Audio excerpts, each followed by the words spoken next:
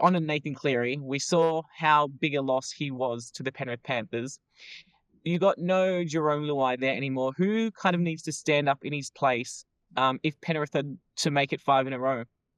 Well, that's the problem. A little bit about what we were talking about in the off season. It's the balance that your depth players have to have, and people have picked away at the fringes of or teams have picked away at the fringes of the Panthers gradually as they win titles.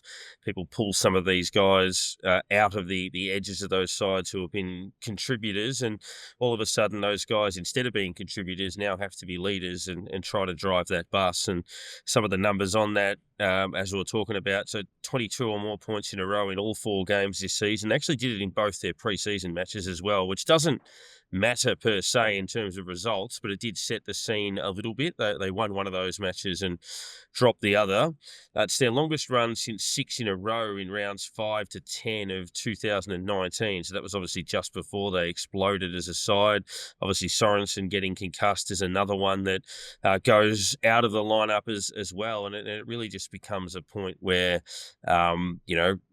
younger players are being asked to be ready to take on senior leadership roles when they haven't had to do it in the past, and they're only human. Penrith, I think they'll be okay. I think they'll find their feet. It's just a question of whether they find their feet when they're 3 and 6 and end up finishing 5th, 6th, 7th on the table and can't contend anymore. So, that's the challenge that sits in front of them. But you'd still be brave to write them off. I think there's mitigating factors, there's reasons why it's happening, and I think they'll shake their way out of that. It's just whether they do it in time.